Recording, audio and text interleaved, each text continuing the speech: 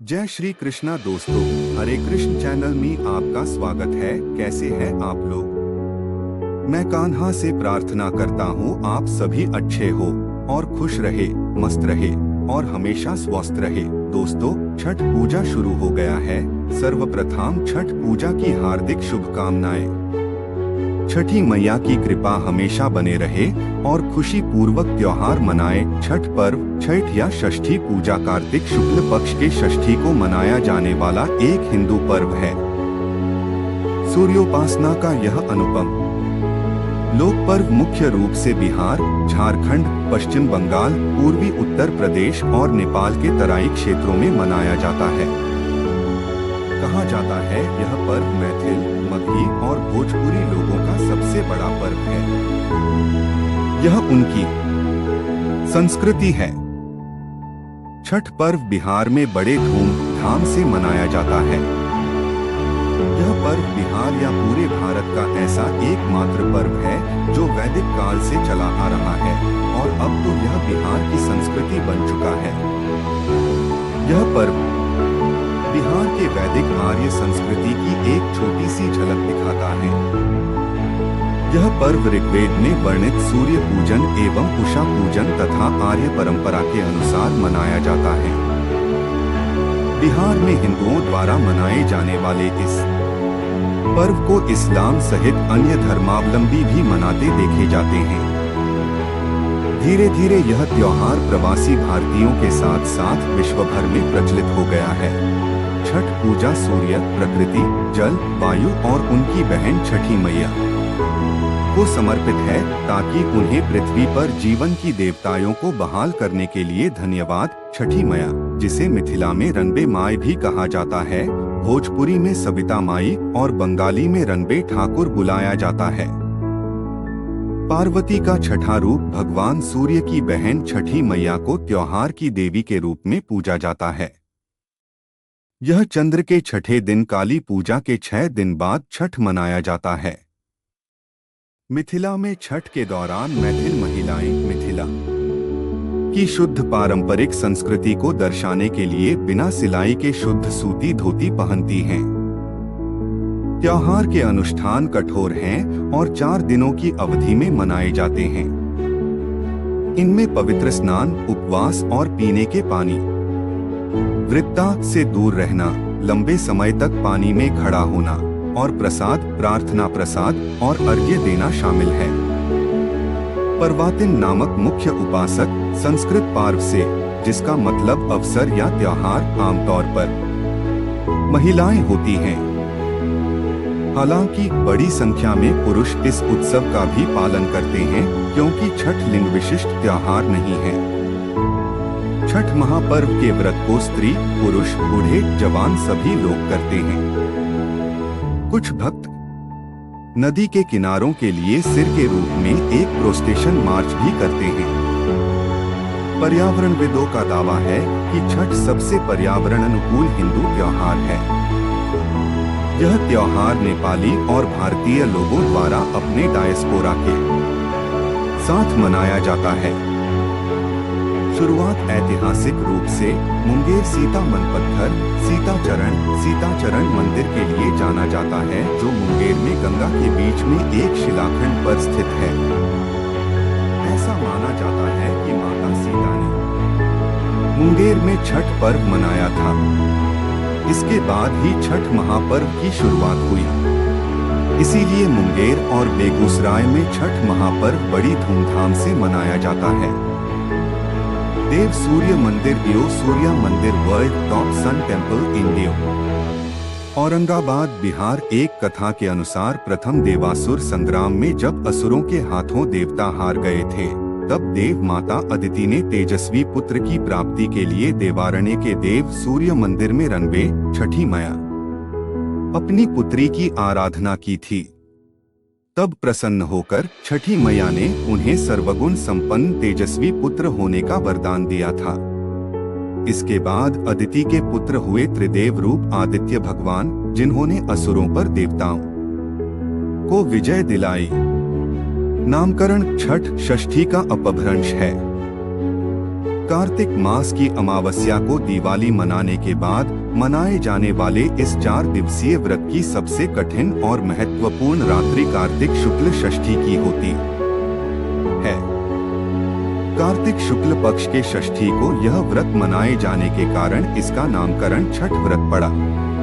छठ पूजा साल में 2 बार होती है, एक चैत मास में और दूसरा कार्तिक मास शुक्ल पक्ष चतुर्थी तिथि, पंचमी तिथि, षष्ठी तिथि और सप्तमी तिथि तक मनाया जाता है। षष्ठी देवी माता को कात्यायनी माता के नाम से भी जाना जाता है। नवरात्रि के दिन में हम षष्ठी माता की पूजा करते हैं। षष्ठी माता की पूजा घर परिवार के सदस्यों के सुरक्षा एवं स्वास्थ्य लाभ के लिए करते हैं। षष्ठी माता की पूजा सूरज भगवान और मां गंगा की पूजा देश में एक लोकप्रिय पूजा है। यह प्राकृतिक सौंदर्य और परिवार के कल्याण के लिए की जाने वाली एक महत्वपूर्ण पूजा है। इस पूजा में गंगा स्थान या नदी तालाब जैसे जगह होना अनिवार्य है। यही कारण है कि छठ पूजा के लिए सभी नदी तालाब की साफ सफाई किया जाता है और नदी तालाब को सजाया जाता है। प्राकृतिक सौंदर्य में गंगा मैया या नदी तालाब मुख्य स्थान है। लोक आस्था का पर्व छठ भारत में छठ सूर्योपासना के लिए प्रसिद्ध पर्व है। मूलतः सूर्य षष्ठी व्रत होने के कारण इसे छठ कहा गया है। यह पर्व वर्ष में 2 बार मनाया जाता है, पहली बार चैत्र में और दूसरी बार कार्तिक में। चैत्र शुक्ल पक्ष षष्ठी पर मनाए जाने वाले छठ पर्व को चैती छठ व कार्तिक शुक्ल पक्ष षष्ठी पर मनाए जाने वाले पर्व को डोट कार्तिकी छठ कहा जाता है। पारिवारिक सुख समृद्धि तथा मनोवांछित फल प्राप्ति के लिए यह पर्व मनाया जाता है। स्त्री और पुरुष समान रूप से इस पर्व को मनाते हैं। छठ व्रत के संबंध में अनेक कथाएं प्रचलित हैं।